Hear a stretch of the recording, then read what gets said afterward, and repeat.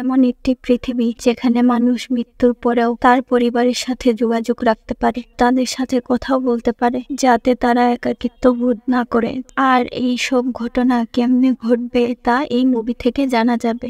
আজ আমি এক্সপ্লেন করব 2024 সালের সাই-ফাই মুভি ওয়ান্ডারল্যান্ড।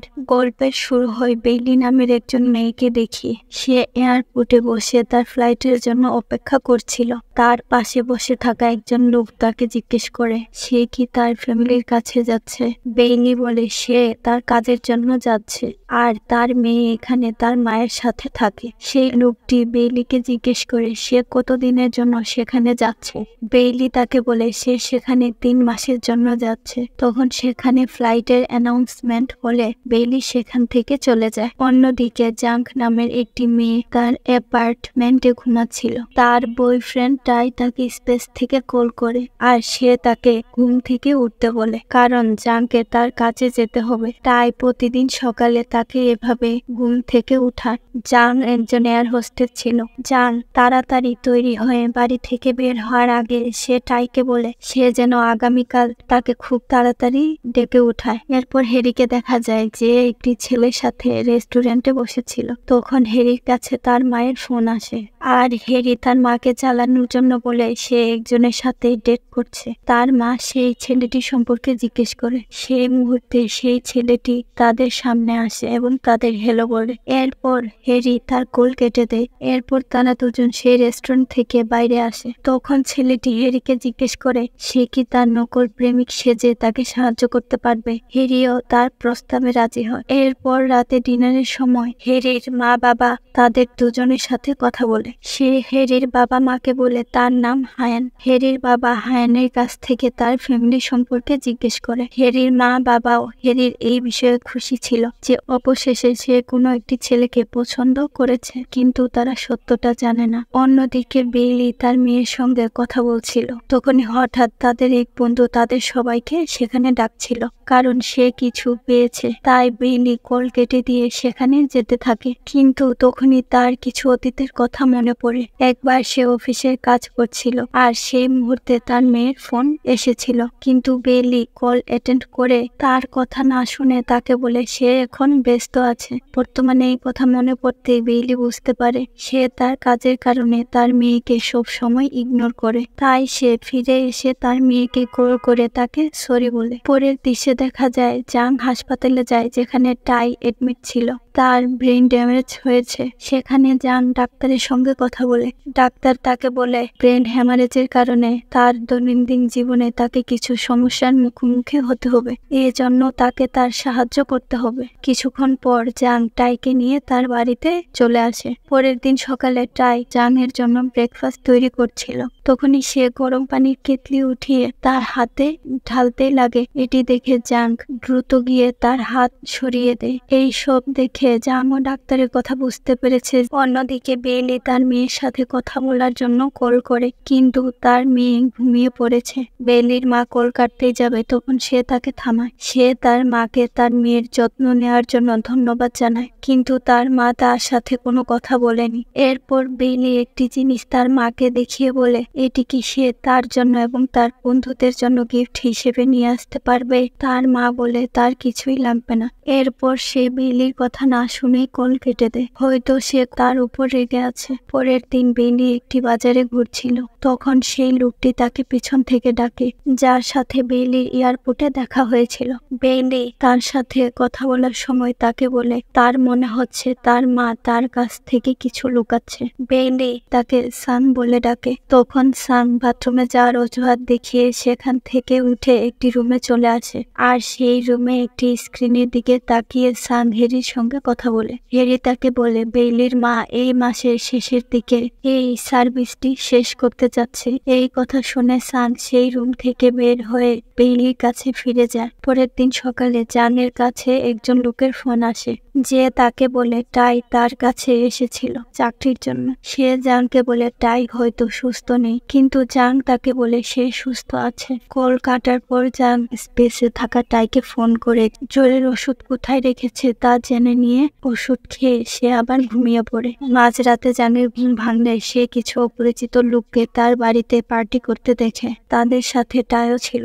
জাংকে দেখে টাই তাকে বলে সে একজনের সাথে দেখা করতে গিয়েছিল আর সে আবার চাকরি পেয়ে যাবে। সে তার কথা ইগনোর করে তাকে জিজ্ঞেস করে এই লোকগুলোকে। টাই বলে সে তাকে কাল বলেছিল তাদের উচিত তাদের কিছু বন্ধুদের আমন্ত্রণ করে পার্টির আয়োজন করা, এজন্যই সে তার সমস্ত বন্ধুদেরকে ডেকেছে। সে জাংকে বলে সে যেন তাদের সঙ্গে এনজয় করে। জাং হতাশ হয়ে বলে সে এমনটি ছিল না। পরের দিন বিলি যখন তার মায়ের সাথে ভিডিও কলে কথা বলছিল তখন সে তাকে বলে সে তাকে তার সাথে নিয়ে আসবে। সেই সময় বেইলির মা তাকে খাবার খেতে বলে, কিন্তু সে খাবার খেতে চায় না, যার কারণে বেইলির মা তার হাত থেকে মোবাইলটি নিয়ে নেয়। সে বেইলিকে বলে পরে কথা হবে, এই বলে সে কল কেটে দেয় আর তাকে আবার খাবার খেতে বলে। তখন বেইলির মেয়ে তাকে বলে সে তার মায়ের কাছে যেতে চায়। বেইলি যখন তার মাকে কল করে তখন তার মা তাকে রেগে গিয়ে বলে সে কেন তার মেয়েকে মিথ্যা কথা বলেছে যে সে তাকে তার সঙ্গে নিয়ে যাবে। বেইলি এই কারণে বলেছে যাতে সে তাকে বিরক্ত না করে। তার মা তাকে বলে সে তার মেয়েকে নিয়ে আবার চায়নাতে ফিরে যাবে। বেইলি বলে তারা ফিরে যেতে পারবে না। বেইলি যখন ফিরে আসবে তারা এই বিষয়ে কথা বলবে, কিন্তু তার মা তাকে বলে সে কখনো ফিরে আসতে পারবে না। অন্যদিকে জাং টাইয়ের কারণে অনেক হতাশাগ্রস্ত হয়ে পড়েছে। তাই সে ডাক্তারের কাছে গিয়ে বলে টাই রাত হলে বাড়ি থেকে বের হয়ে যায় আর বাইরে গিয়ে ঘুরতে থাকে। সে ডাক্তারকে বলে টাই খুব বেশি বদলে গেছে। এই কথা শুনে ডাক্তার বলে টাই কোমা থেকে জেগে উঠেছে, তাই তার সুস্থ হতে অনেক সময় লাগবে আর তাকে তার যত্ন নিতে হবে। কিন্তু কিছুদিনে ঘটা সকল ঘটনার কারণে জাং টাইয়ের উপর নিরাশ হয়েছে। পরের দিন জাং তাড়াহুড়া করে কাজে যাওয়ার সময় সে তার ফোন ভুলে বাসায় রেখে আসে। সে চলে যাওয়ার পর তার ফোনে কল আসতে থাকে আর টাই তার ফোন হাতে উঠায়, কিন্তু তার আগেই কল কেটে যায়। ঠিক সেই মুহূর্তে জাং ফিরে এসে টাইয়ের হাতে তার ফোন দেখে তাকে বলে সে কেন তার ফোন চেক করছে। টাই বলে সে এমনটা করছিল না, কিন্তু জাং তার কথা বিশ্বাস করে না। সে টাইকে বলে সে তাকে কষ্ট দিচ্ছে, এর কারণে টাই তাকে সরি বলে আর জাং সেখান থেকে চলে যায়। যখন জাং অ্যাপার্টমেন্ট থেকে বেরিয়ে আসে তখন তার কাছে বেঁচে থাকা টাই ফোন করে। এরপর জাং যখন তার কাছ থেকে ফিরে আসে সে তখন তাদের বিল্ডিং এর বাইরে ফায়ার ব্রিগেডের গাড়ি এবং কিছু লোক দেখতে পায়। সে যখন ট্যাক্সি থেকে নেমে এসে দেখে সে দেখতে পায় তার অ্যাপার্টমেন্টে আগুন লেগে গেছে। সিসিটিভি ক্যামেরার ফুটেজে দেখা যায় টাই অ্যাপার্টমেন্ট থেকে বের হওয়ার পরে আগুন লেগেছে আর সেখানে থাকা অফিসার জাং এবং টাইয়ের উপর ইনভেস্টিগেশন করে। অফিসার জাংকে জিজ্ঞেস করে সে কি টাইয়ের আচরণে কোনো পরিবর্তন অনুভব করেছে আর জাং তাকে বলে টাই এমন কিছুই করেনি আর সে সুস্থ আছে। এরপর তারা দুজন সেখান থেকে বেরিয়ে আসে এবং রাস্তায় ঘুরতে শুরু করে। জাং এর অ্যাপার্টমেন্টও আগুন লেগে বিধ্বস্ত হয়ে গেছে। জাং টাইকে জিজ্ঞেস করে সে কি রান্না করছিল।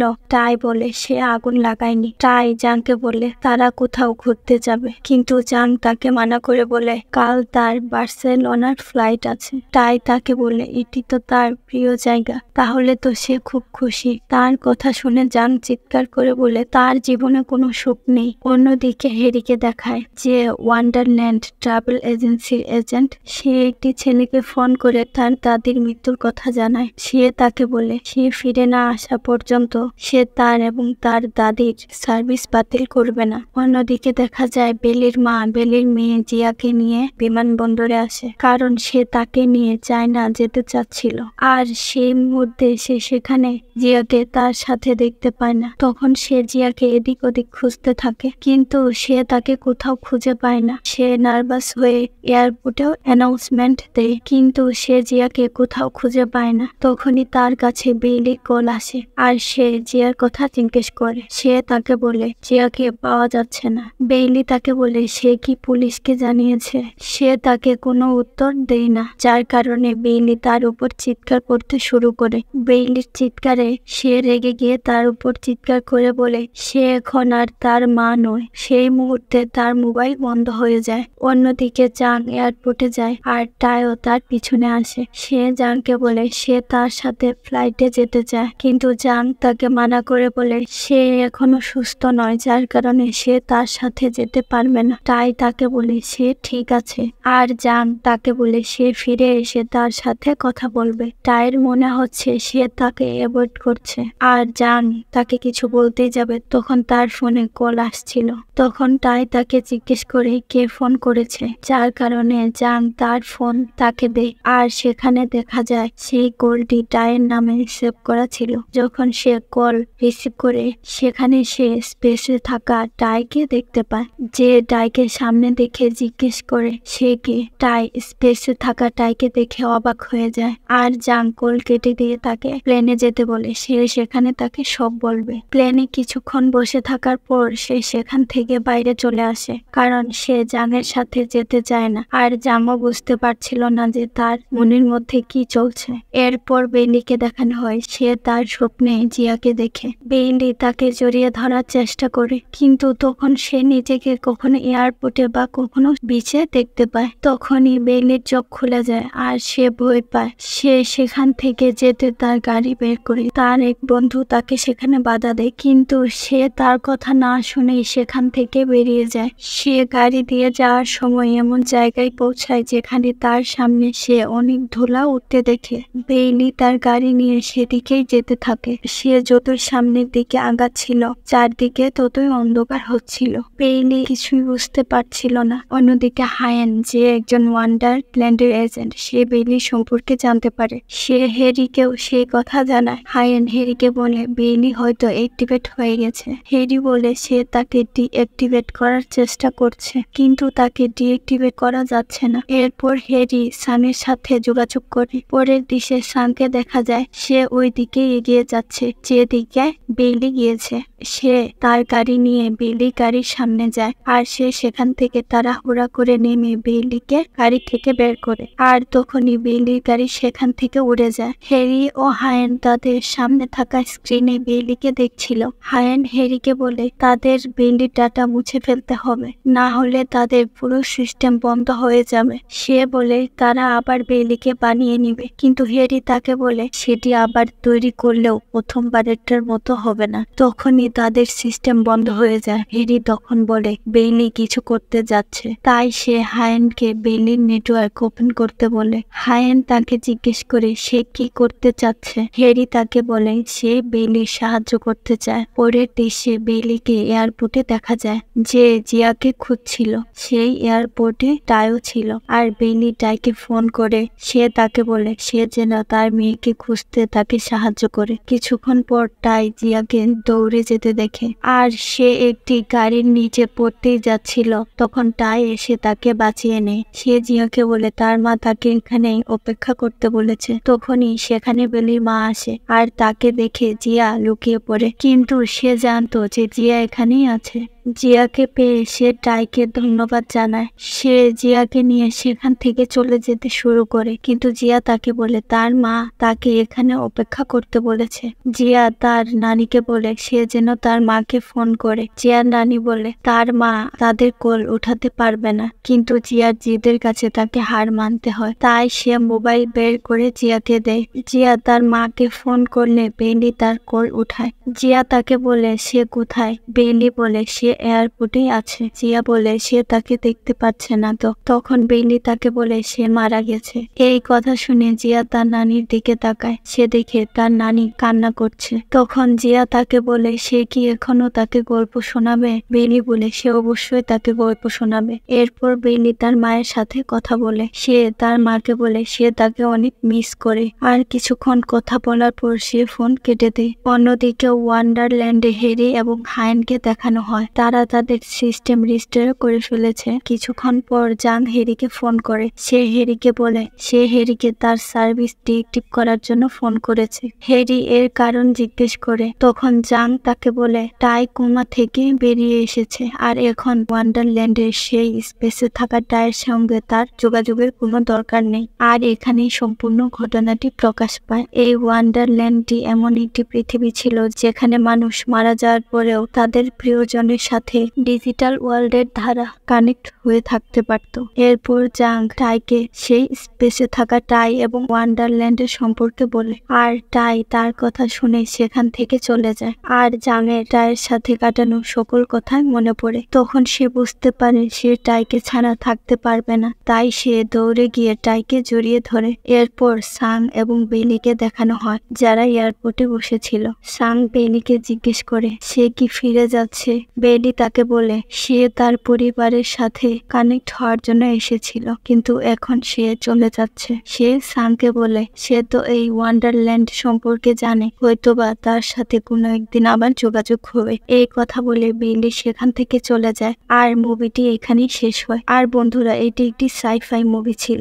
এখানে ওয়ান্ডারল্যান্ড নামে একটি ডিজিটাল দুনিয়া তৈরি করা হয়েছিল, যেখানে মৃত ব্যক্তিদের সাথে তাদের পরিবারের কানেকশন করানো হতো। ওয়ান্ডারল্যান্ডের এজেন্টরা মৃত ব্যক্তিদের রূপ দিয়ে এআই জেনারেট করে এই ওয়ান্ডারল্যান্ড দুনিয়াটি তৈরি করেছে। যদি আমার এক্সপ্লেইন তোমাদের ভালো লেগে থাকে, প্লিজ চ্যানেলটি সাবস্ক্রাইব করে দিও। আল্লাহ হাফেজ।